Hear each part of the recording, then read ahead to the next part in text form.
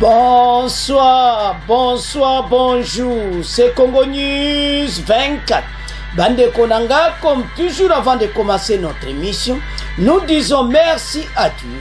Nous disons merci à nos chers abonnés et téléspectateurs qui nous suivent partout dans le monde et en RDC. Bande Konanga, soyez les bienvenus. À la une, chers téléspectateurs,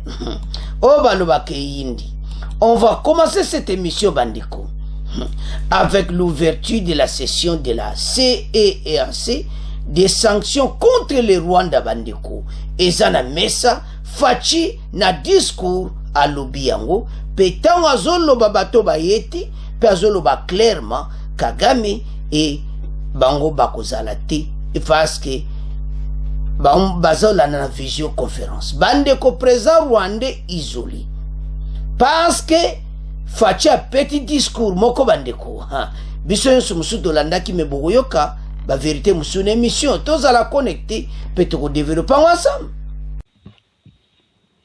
Deuxième point, chers téléspectateurs, et Yindi Bandeko, les Tutsi rwandais et les burundais se sont vus refuser l'enrôlement Bandeko. Bako s'enrôler parce qu'ils ne sont pas des Congolais. Tous à la connecter, peut-être qu'on développe une émission à Bissou. Chers téléspectateurs, la bataille de Kisheshi, Bandeko, combien ils en a deux fronts. Tozo Bunda Kisheshi, Tozo Bundana, Moshaki, As. Donc Bandeko ba front donc, faire des sazères répartis, koto ba commando ba zali, koto ba force donc, ozo mona donc bien répartis. Alors, pendant le koyate bandeko, boyo kabiloko faire de se basal na Nord Kivu, bisonyo so simana bango. Alors, tous à la connecter, peut-être développer une émission na biso.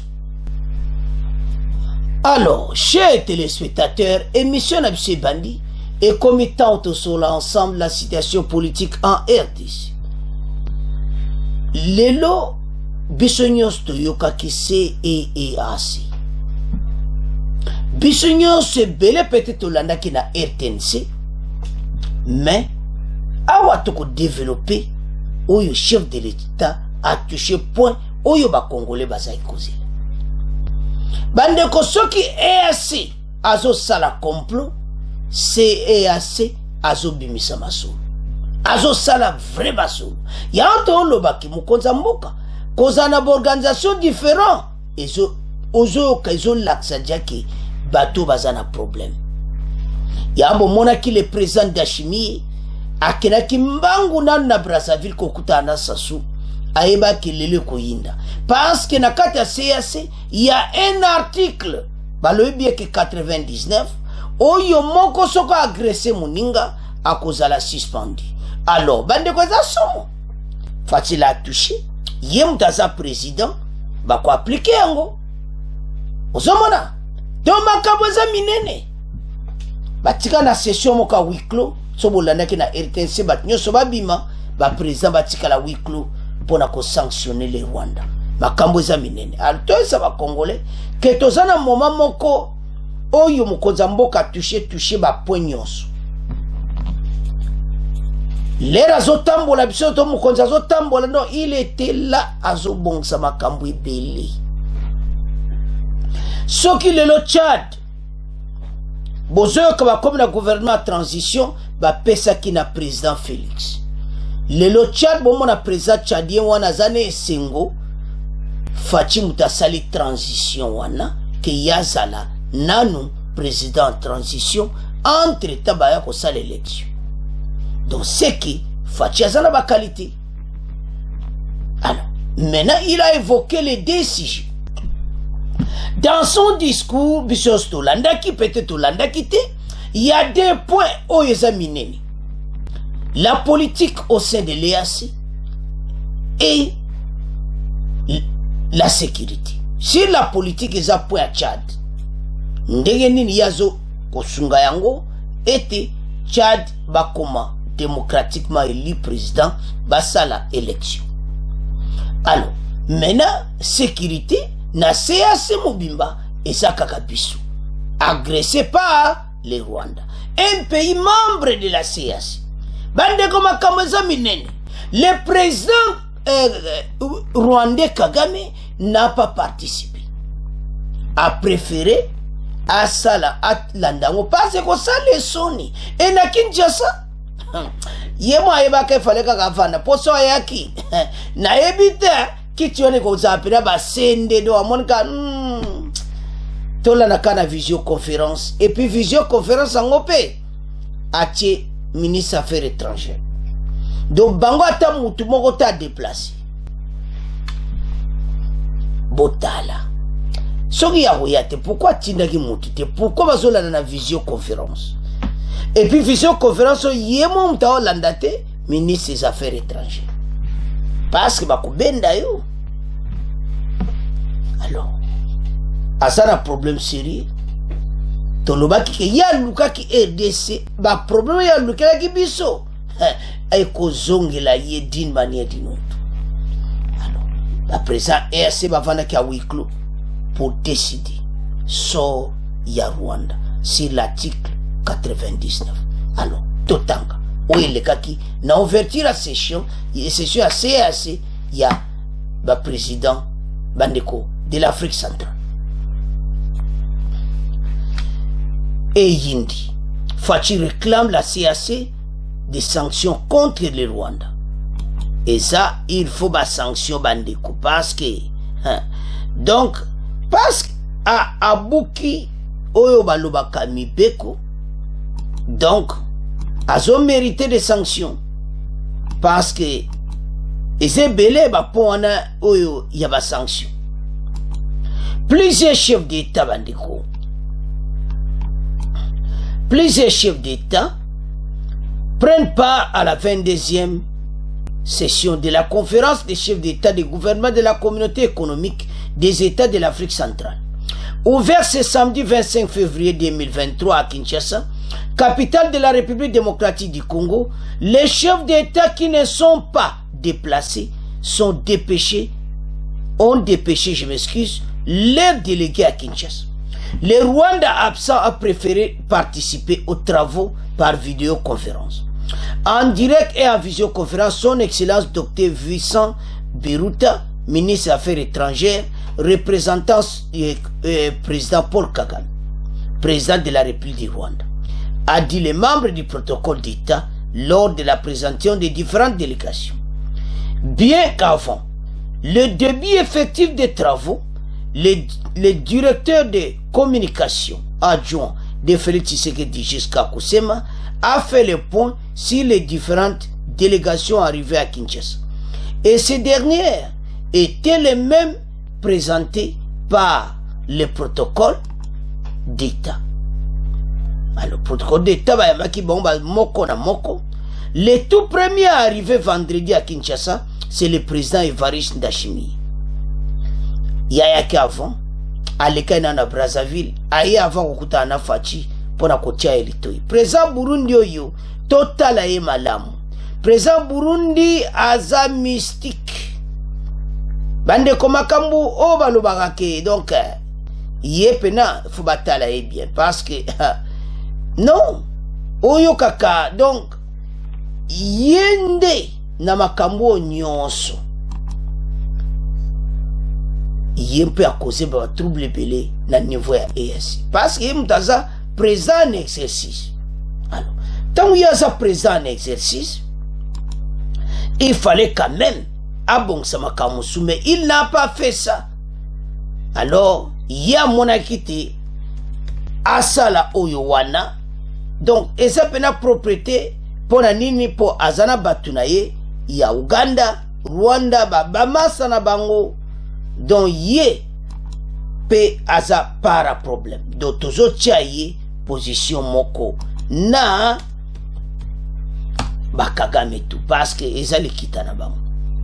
Il est arrivé à Kinshasa mais il a un problème sérieux donc makambo eza minene parce que yé le kolaza présent ya EAC yé na sindenga zawana zomona penaki biso na EAC tozo travailler pena bien ti to travailler na système ba complot parce que awa na Kinshasa amoni penda que bata CAC oyo non boulot kitoko. Alors maintenant Ndashimiye yakomaki mutali boso. Avançons. Après akomaki na 17 ans après président ya République centrafricaine Faustin Archange Touadéra.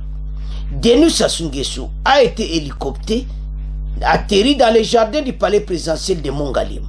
Dans le même temps, homologue Ali Bongo est arrivé à l'aéroport de Njili et le président tchadien Idriss Déby est arrivé à Kinshasa.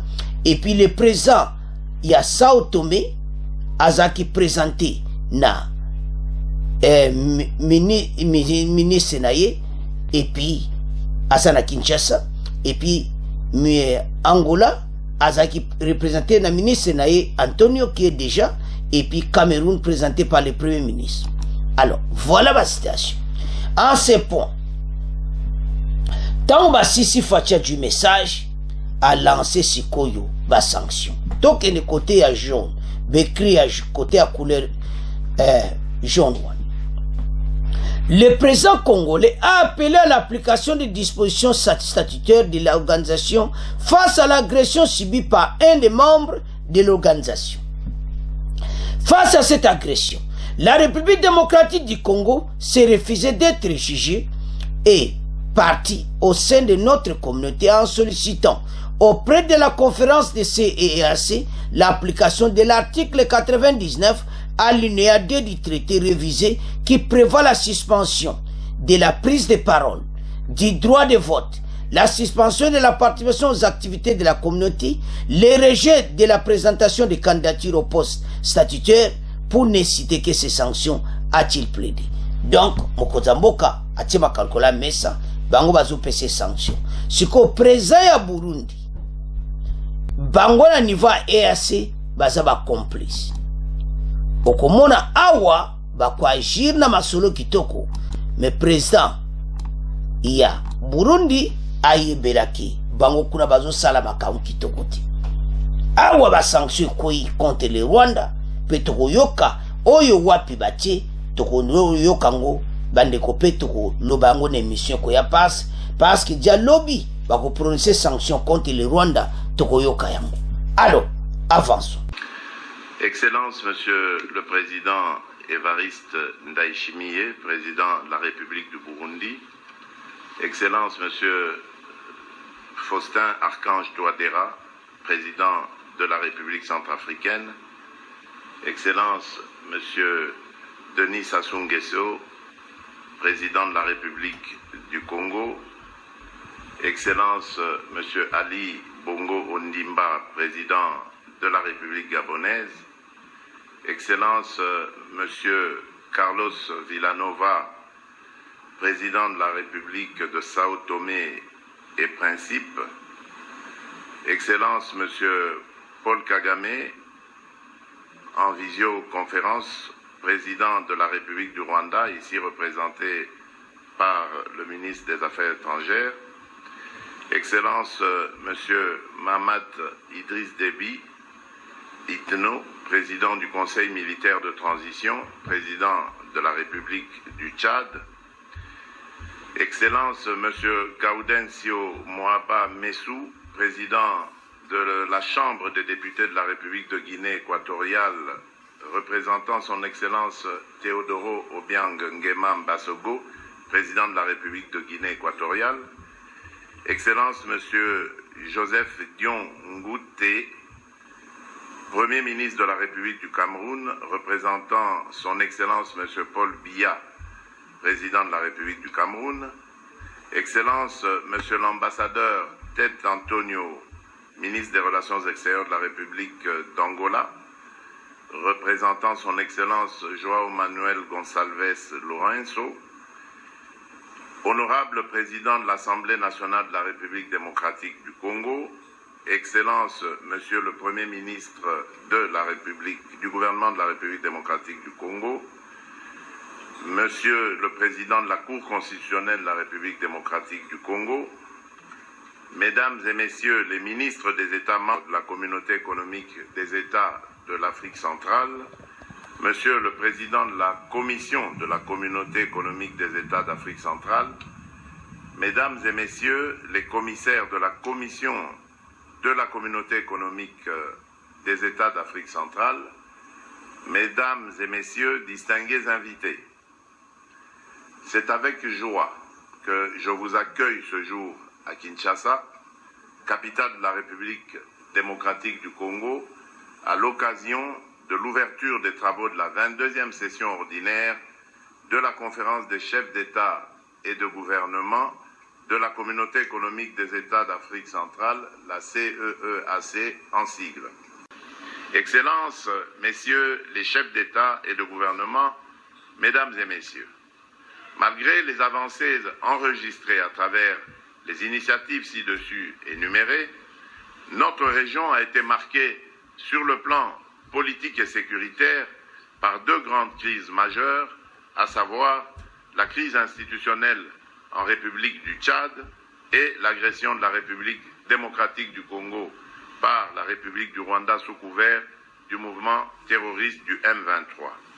S'agissant de la République du Tchad, comme vous le savez, c'est à la suite des événements malheureux du 20 octobre 2022 que la commission de la CEEAC avait, sous mon leadership, pris l'initiative de convoquer la deuxième session extraordinaire de la conférence des chefs d'État et de gouvernement de la CEEAC tenue à Kinshasa le 25 octobre 2022. À l'issue de ces travaux, il s'était dégagé un consensus au terme duquel j'avais été désigné comme médiateur du processus de transition au Tchad. Concernant l'agression de la République démocratique du Congo, la sous-région s'est alignée sur le plan de sortie de crise de Luanda, mais qui peine à produire des effets malgré la récente éclaircie survenue à l'Union africaine lors de la session extraordinaire du Conseil paix et sécurité sur la question sécuritaire à l'est de la République démocratique du Congo, qui a rappelé la viabilité et la nécessité de revitaliser l'accord cadre pour la paix, la sécurité et la coopération pour la République démocratique du Congo et la région, autrement dénommé accord cadre d'Addis Abeba. Face à cette agression, la République démocratique du Congo s'est refusée d'être juge et partie au sein de notre communauté en sollicitant auprès de la conférence de la CEEAC l'application de l'article 99 alinéa 2 du traité révisé qui prévoit la suspension de la prise de parole et du droit de vote, la suspension de la participation aux activités de la communauté, le rejet de la présentation des candidatures aux postes statutaires, pour ne citer que ces sanctions. Excellences, Messieurs les chefs d'État et de gouvernement, Mesdames et Messieurs, fort de mon ferme engagement à doter notre communauté d'une politique maritime et d'outils juridiques y relatifs, la République démocratique du Congo, conformément à la feuille de route de la CEEAC, a abrité les travaux des ateliers régionaux préparatoires à la première session ordinaire du Conseil des ministres de la CEEAC en dépit de ses nombreux écueils. Bandeko, makambo eza minene. Et puis quand Fachi a dit ça, à l'Obengo, donc na discours là, batu bazolanda, les communautés internationales là, si bato baza simane babime tata oyo. Voilà le courage. Ya président Fachi. Mokonza mboka, continue la direction. Yo mutoza meno simbe bonga CEAC, masolo kitoko. Donc lobby, to sose. Parce que président ya EAC Evariste Ndayishimiye o Burundi akomaki mutu aliboso. Litoi na yoko simbata. Na makambo biso tanango akena Brazzaville a litoi kota a litoi. Bako voter yango. Ezala Angola ko voter. Bato tout bazara bako voter pour yango.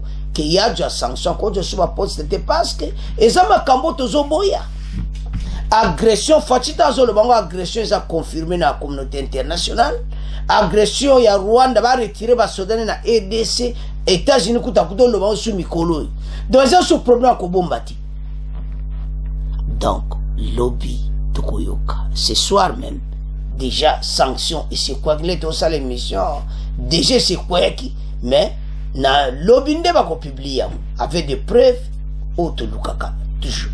Alors et l'autre ntolo ba ezani EAC oyo bandeko basala biso mobulu bato ya Afrique de l'Est ba Uganda banani mais oyo communauté EAC oyo Afrique centrale na moni pena baza pena bien ozomona oyo pena na zomona kitoko makambo ebele me bona des complots voilà. Alors Fachi alobi yango bandeko biso to un système balamba toujours ça va congolais agression rwandaise et déranger makambo mboki beli et freiner l'avancement il faut tant tout aussi faut bon lukande ne ya guerre laisser si là makamusu eze beli okoza priorité mais tozaki na choix ba kondi ba se lancer na nous makambo esi là uyu à l'est mais président ya Rwanda akokoma isolé na ndenga kosakana ti bandeko mokonza mboka juba décision makasi pona guerre à l'est soki toyebisi bino ke mena tozobunda deux fronts kota kisheshe tozobunda boyoka oto sito komi na budagana malgré kota asake nanu makambo esiliti donc tozobunda tous les fronts parce que biso za na armée il y a plusieurs hommes batie bango nyonso na kata terrain match eza mbutu alors tozo déloger bango na mushaki kuna bitumba ezotoka ti toko déloger bango ils n'arriveront pas à ça bitumba mene ezotoka dans un village aux alentours de Mushaki et puis bitumba au tout autour à Kisheshi dia baza na porte de Ruchu donc bitumba pene ezosama na niveau to botola ka Kisheshi mbala moko bande kota fa de sa zobuna mais toujours à la deuxième point. Alors donc c'est un premier point tonton le baboui ba pays Afrique centrale soki na tali ndenge ba travaux na bango eza propre ke ya ba pays wana East Africa wana batu wana kuna elobi ndeko mo bango tu balobaka Swahili batu wana baza mystique ozo comprendre do baza mutu moko bango tout à peu près 5 contre Fachi donc et ça la propriété et puis Kenya il faut supporter kaka Rwanda na ba faire na bango ba joga mbongo na bango de plus ba minere na bango ba tracteur otuezo leka ezo kena pora Mombasa donc Kenya a occupé ko refuser ba cop na bango te alors mandat EAC aussi là na moto yoka ki des missions to tiela kibino to yebete EAC ba ko quitter le pays to ça c'est l'espoir to ça l'espoir que Sadek kalata ko koma to sil sakero na l'est mais farde se yemo au sarabulo to zo na deuxième point alors maintenant président rwandais Haïti aza isolé donc ndenga aza monika alanda na vision pasa ko badiko akokata na courage ko yate pase meko kita na njile na evite so mbaya mbendeni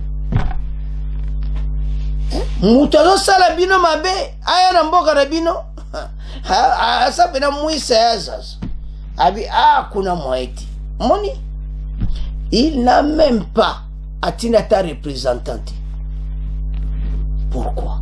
Aïbou va se sala.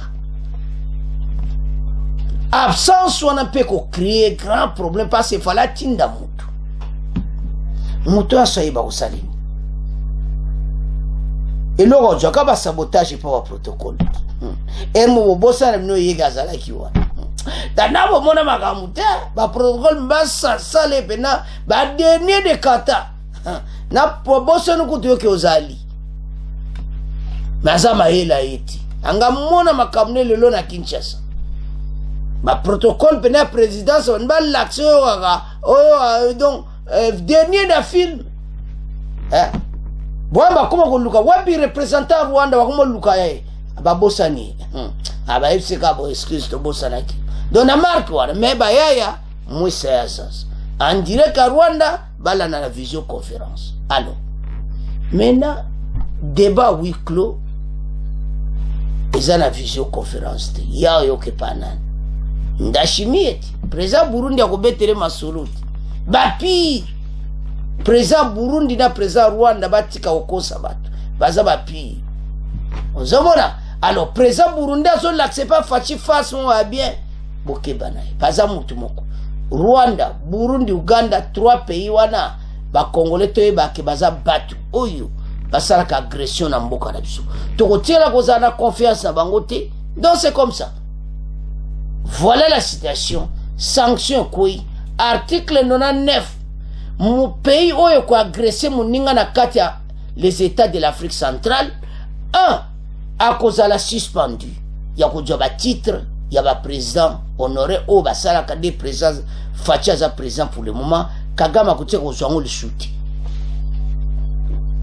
ako participer sur na ba réunion tiaze exclu de la parole donc makambo ebela ze exclu na kati ya communauté Afrique centrale isolé mokonza mboka lobi yango la bazolanda yepa yoki maintenant bazo ba débattre nga huis clos tokopesa bino suite. Alors bande konanga tokomotika premier point tokomoke na deuxième point bande ko tokomi na point na biso o balobake yindi na Sud Kivu na Nord Kivu sur enrôlement bande ko enrôlement oyo carte de lecteur yango komema mutu na carte d'identité. Alors communauté bazaki pena strict na ben filtré. Alors ben filtré mweba koma na place ya enrôlement ezati société civile atie pena ba garde na bango kaka nde bozoya ba ebiso non yo ko voter te yo za Rwandais parce que batwana nyonso koma ba voter nationalité na bango eza clarté pendant ba société civile bazana raison mais basali yango gouvernement yebi na été bato ape bazo koma te donc système moko moins peu police va comprendre ezati. Par exemple place à vote enrôlement yango quartier mobimba blindé ozoya te yo le kana yo te yoti yo kota te yo kota ti bazana raison pour voter faut à la congolais bakonzi société civile azobongisa mboka bazo sala tala ba événement tozo vivre. Alors situation epesi bena bienté bango tu bazo sepelate bango tu bazo réclamer boko yoka bande kon émission. Alors soto tala biloka bo bandeko boso monate basana raison toko ko vivre na bateau tozala boendenge nini. Alors bango ba réclamer que il faut ba voter mais eko simbati parce que ba loi est claire faut être congolais tala pays ndenge souffrir plusieurs années mbalo balobi non toko continuer ko souffrir te na ba Rwandais na ba Burundi bazoya ko nyokola kabiso. Alors avançons totanga peto yoka ndenge banyamulenge batutsi ba Burundi ba Urundi donga ku ba komo na zoyoka dezo pesanga na passe mais bato yo balaksa ba carte de nationalité. Alors avançons parce que yindi ils n'auront pas ça cette carte to avancer totanga.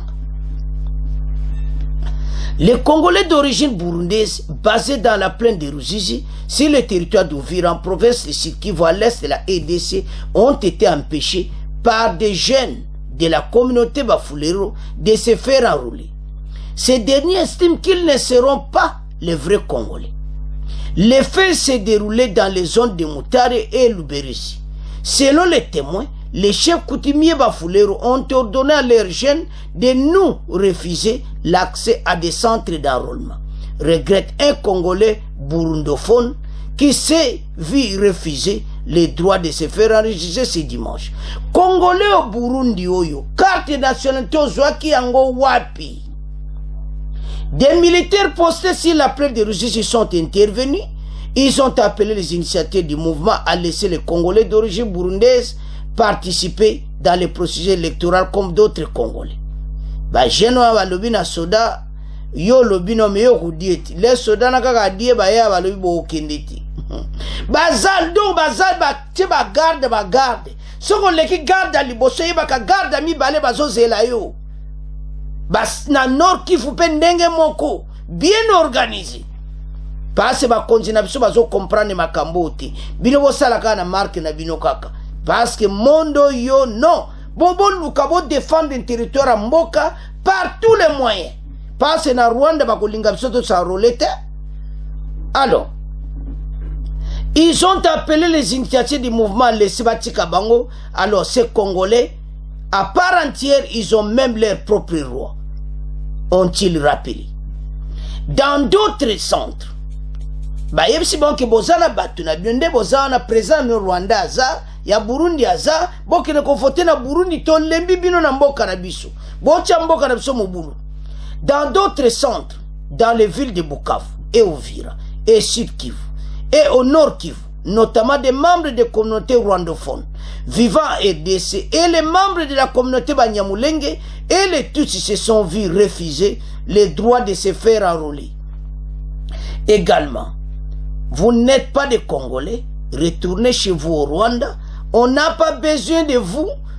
On menaçait certains agents de la CENI et représentants d'associations.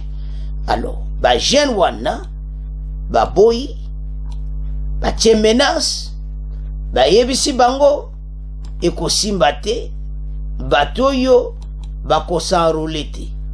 Alors, c'est quoi tant to tala makambo yo bandeko?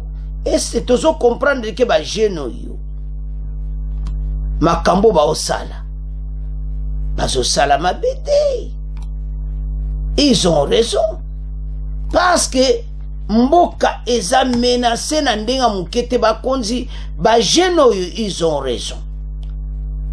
Alors, toyoka sans plus tarder, ndenge bango baza kolela, ndenge ba Banyamulenge bazolela ba dju derrière des frappes ya ko sakanate, ba petit bango bon to avancer l'émission na biso.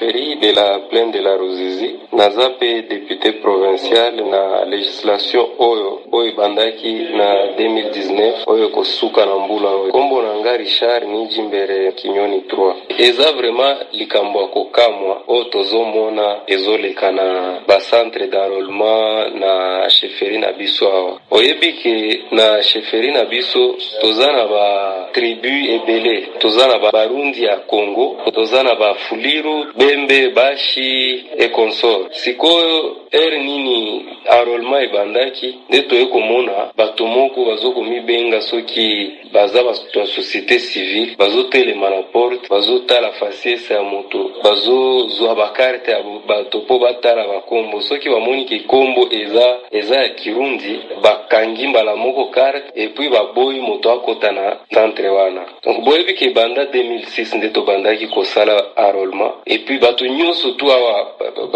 ya chefferie na biso bazaki ko s'enrôler normalement, mais en tout cas lelo ezokamwisa biso po tala siko par exemple na groupement ya Luberizi ata Murundi moko te ya s'enrôler tanga na kendaki na bato tokomi wana staff na ngai elingi kota boye na po ba s'enrôler bato wana o bazoko mibenga neti na uti koloba bato ya société civile baboyi bango bakota na salle wana fale tozonga me tosala ba bras de fer te omoni donc ngamo konde na sarolaki na tour wana staff na nganyo so bazongisaki yango je mosusu batu mususu bakendaki kuna babetaki bango lokola banyama si bablesaki bango makasi. Tozala batu mibale lelo na hôpital na Uvira, ba misatu baza blessé mais pas tellement grave awa na ba village awa. Donc vraiment likambo ezo kamusa biso. Plus de 450 tribus. La tribu Rundi existe. Soki batu baki ata na internet batali na petite ya Congo virtuel bakomona ke biso tozala 125e position. Viringa Robert porte-parole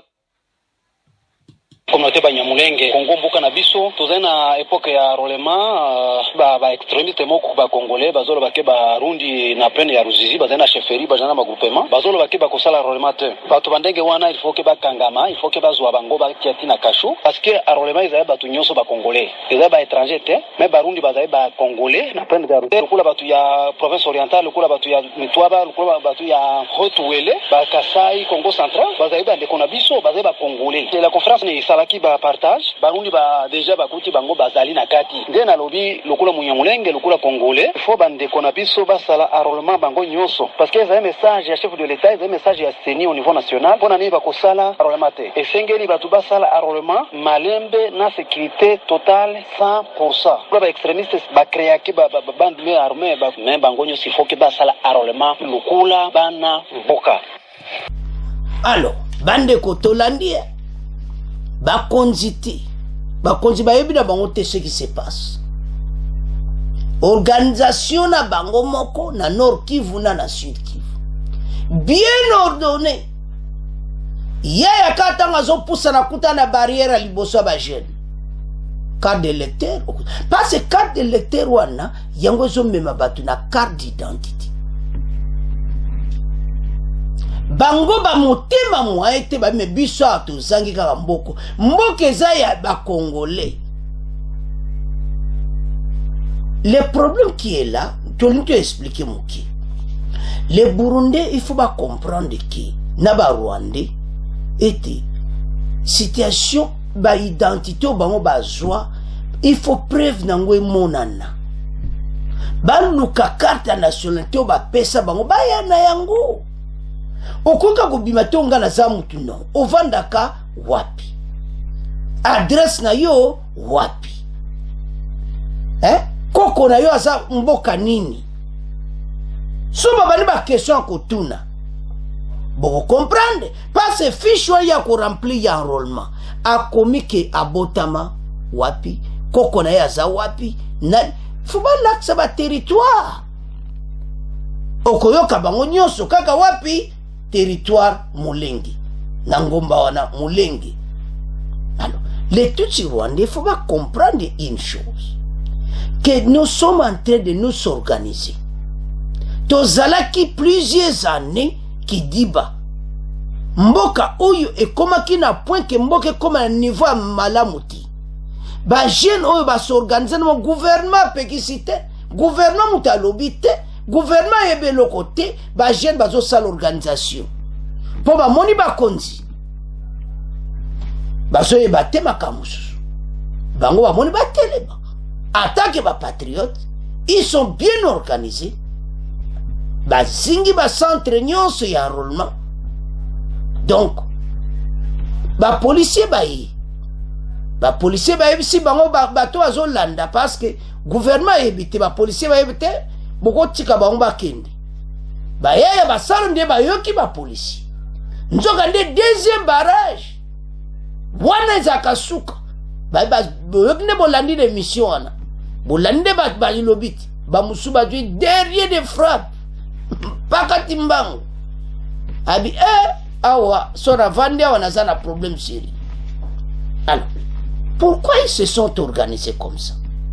Ils ont beaucoup souffert dans leur propre pays. Rwandais, Katinga, Bazoboma Batu.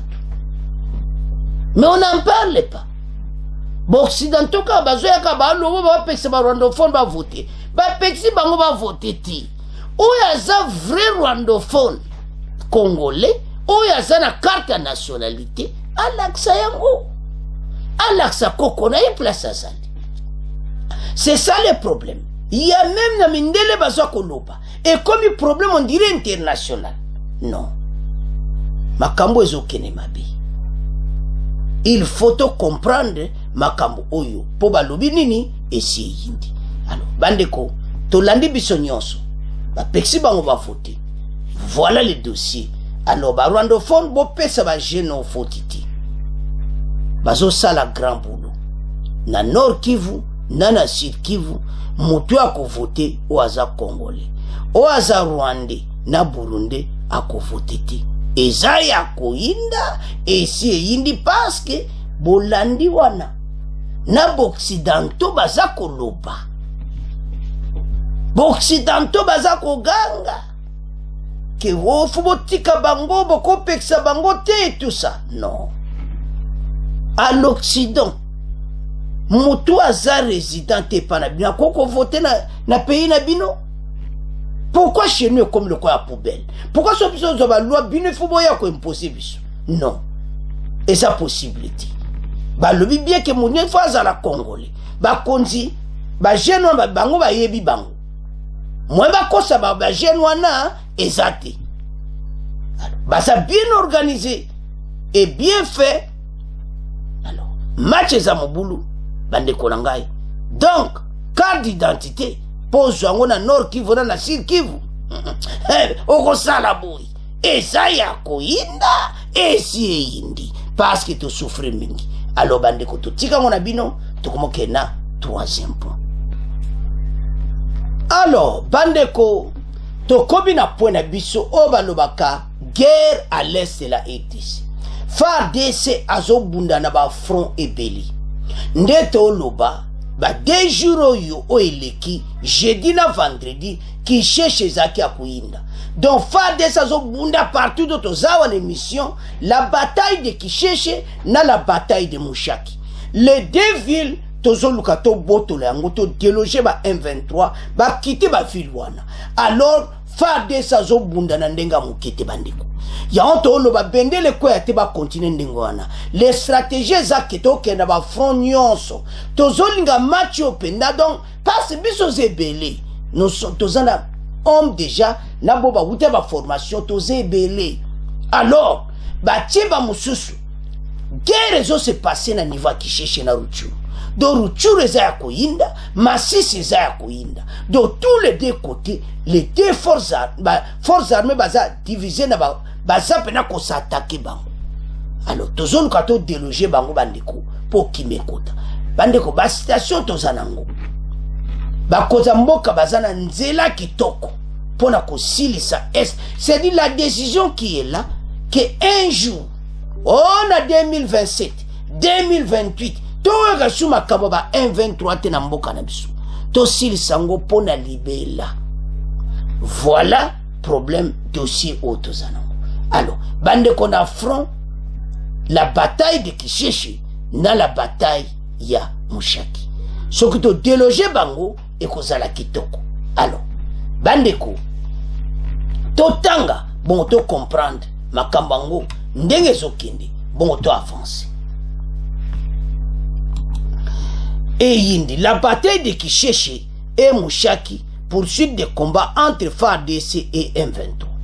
Les affrontements entre les FARC des forces armées de la République démocratique du Congo et les rebelles du M23 appuyés par les Rwandais se poursuivent ce samedi 25 février vers Mutanda, près de la carré minier de Rubaya, dans les territoires de Masisi, selon les sources de FARDC, riposte contre les rebelles qui veulent s'emparer de la cité minière de Rubaya. Donc, Bango Bazol Ngakabaya na Rubaya. Alors, FARDC avec ba commando, Bazo Sala yo kaka grand match. Kobeta bango biloko parce qu'il faut déloger bango na front ana ya Mushaki parce que pour le mois bitumbezo se dérouler tout autour ya Mushaki mais bazon ngabaya na Rubaya. Les combats se poursuivent dans les collines vers Matanda avant Rubaya. La route Sake Mushaki est coupée. Pas de trafic ce matin sur ces axes. Les gens qui sont bloqués à Mwesu ne savent plus avancer. La route qui restait, c'est ça que Masisi, mais voilà pourquoi également coupé par les combats au cas par les M23, indique Olivier Mungiko, porte-parole du Parlement des jeunes de Saki. Il y a lobby que même pour le moment, Nzela on les a bloqués. Le col M23 Zana Mushaki, FARDC Azana, côté Buito, Tozoba na Mwesu, je m'excuse, Alors côté wana nyonso il faut to bengana bango. Alors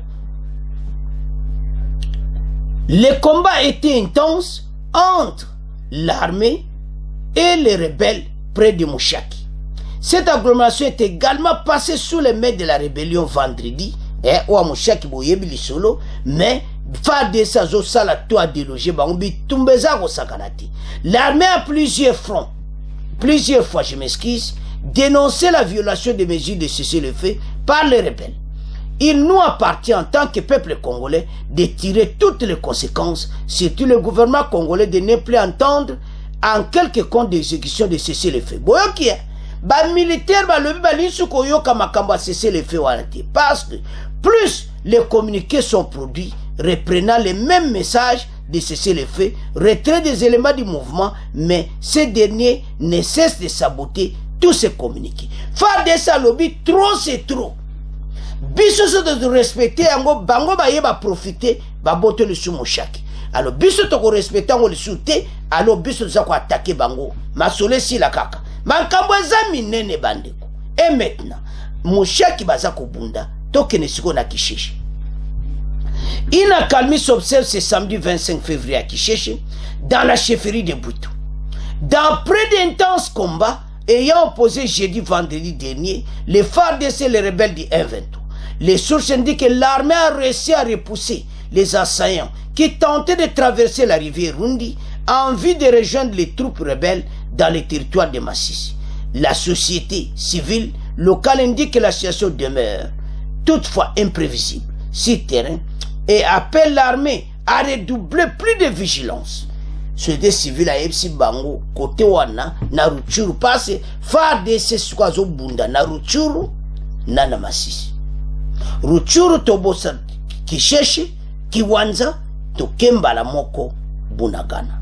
De l'autre côté tozana Mushaki tobotola yango to botoli Kichanga masolo abuo pia. C'est ça ba dossier oyo FARDC sanango. Alors nos commandos au terrain bazo sala grand boulot bandeko. Il faut te féliciter. To bois que la bango ba fleur. L'air nyonso FARDC bende le koyate. Ça c'est notre armée. Il faut to sala simana bango mais esengo nanga ezanini bandeko na émission alelo. O ngana zui moni na émission alelo esalenga plaisir. Tozo kantsiki bazo bundaka na Mushaki na ba front mususu mais alors que nana Kisheshi Kiwanza eza ndeko Bunagana masolo kalate ndenge FARDC alobaki tokozongisa bitumba oyo epai utaki. Alors bandeko nangai to meka sikoyo kosolango parce que o balobaki yindi bandeko match eza matata botala ndenge la guerre qui nous est imposée. Oyo biso tozaki mena ide a guerre li kola ba ressources bongo bateau ba Rwandais ba eko menacer biso. Maintenant esengo nanga na émission lelo FARDC azo menacer bango na ba front nyonso. Surtout na Kisheshi, ceux qui te réussir Kisheshi bandeko. Eza victoire ko sakana ti. Mushaki Koto Kisheshi passe so Kisheshi mbamo passe Rutshuru yango nde au place bango penda bazala il faut to balayer bango na Rutshuru bande ko match za makasi il faut to boire que la bango ba fleur les nyonso FARDC bende le koyate botele mapona mboka la République démocratique du Congo baza derrière bino malgré tout ce qui se passe malgré Zolo Obama toza simana bino. Alors ce qui to otala makambo yo bazo sala bandeko na biso après batuti Rwandais na baluka bakoma ba Congolais na ba carte d'électeur non ba carte d'identité na biso za ko sakana teza misapi ende mote na ba Rwanda na ba Uganda ya biso za biométrique c'est-à-dire so mutazu yango c'est-à-dire mayu ezate eza musapi ya mutu. Alors pozo yango il faut kende sur place. Pourquoi makambo ebimibu ndebo landi na point eleki c'est parce que l'élection ou elekaki ba carte d'électeur ezaka ndenge wana mais ou ambalo eza biométrique basuki bazotikela bango nzela te bakovote te bato wana parce so bazwi bakarte wana yango efunga bango nzela. Alors wana eza entre parenthèse kolakisa pourquoi bazopekisa bango bakarte tala bagero tozobunda na yango. Voilà comment on nous embête, voilà comment on a été tué nos compatriotes tande bazoboma bakongolais na bapaya oyo baye na mboka na biso. Bandeko tolo walikamoko na perte d'homme Rwandais bakufi ebele ezolakisa clairement que président rwandais aza pena na mission ya makasi ya baor na bakoltan pour faire vivre l'économie à Rwanda quel que soit na prix bato na mo bakokufa. Ele bandeko na bacommentaire bo bombarder bango kaka mais farde sayebi pona nini ba bombarde mais osama ba jumu susu salamati farde sayebi mais tozala na confiance na bango ndenga na zomona ke ba l'accepte na ba congolais le patriotisme. Chers téléspectateurs, farde so tozana bango lelo eza o yeba kitele ba botola ki Bunagana eza o yeba kiteta ba botola ki Kishishe ezali oyeba kiteta babotola kikiwanja eza une nouvelle face ya FARDC patriotique oyo pela baosala pona mboka poto gaye match oyo esi la pona libela bande kotala soko tali guerre bandi pour le moment ozomona pena ke ba avancer ezali tozomona ba différence et puis match otoko gaye yango très propre. Rwandais bakosuka et mission oyo tozanango pour le moment ezato déloger bango na mushaki nana Kishishe comme ba directement kiwanza Bunagana et puis mushaki comme bamo na Kichanga match ici. Donc ezanango match grave penalty mais loko to senga parce que problème tozanango baza deux armées Uganda na Rwanda ataba wanga na taba batami toyebi na biso ti oyo qu'un jour bakangi des soldats na baza ba Ugandi bakangi bango mona malembe mais bakangi ba Rwandais ebele baza na prison pour le moment. En tout cas basenga ba transférer bango Kinshasa botu bakangi ba prison de guerre nyonso wana botika bango kuna te parce que eza ba prévoto laksa communauté internationale ya bat oyo bokanga bango transférer bango na Kinshasa zomona. Alors bandeko soki to tala makambo comment nous sommes menacés après bateau yo quand les mêmes bateaux to yambaki les mêmes bateaux baza ko amede biso lelo yo talande bazo sala biso. Mais nous allons gagner cette guerre. Pourquoi tout le baboué? Parce qu'il y a aussi l'arrivée à Sadek, où il va s'unga qui n'a l'air et le Laurent Désiré Kabila. Alors, toko zoapé, les mêmes aides et koya, bakoya parce que sous-chef d'état-major Azalaki kuna appelle ça qui que basoli déjà. Donc, tout le monde qui est dans le mois de mars, ma kambo belé ko change. Remise et reprise ko salama. Et assez, bako tika ba place na bango passe mandat na bango et aussi la mardi. Peut-être vous connaissez, peut-être vous ne connaissez pas. Oyo ba signaki offensive, hein? J'ai dit très bien. Ils ont signé l'offensive bayana EDC. Mais baye bazo salati. Alors le kola baye ba salate, maintenant mandat na bango, mandat wana offensive ba salate bazo kiti. Baroza remplacé na la Sadek. Voilà citation o ezali. Yango tozo esabino ki match eza mobulu to telema pona mboka. Biso tu bende le koyate FARDC bo ken na tous les fronts, bo gaye kota Kishishe, bo gaye kota Mushaki, partout bo botola ba poste nyonso biso to gaye mboka oyo. Alors biso nyonso bende le koyate derrière FARDC match otokolonga. Boyoki mukonza mboka ndega lobaki mena ouverture assez en Afrique centrale à Kinshasa Rwanda akoza puni parce que mokonza mboka aza mena présent ya Afrique centrale wana. Alors bande konangai to komi na suka toujours comme d'habitude bende le koyate FARDC continue mosala et puis bo s'abonner massivement bo partager. Au revoir, à la prochaine.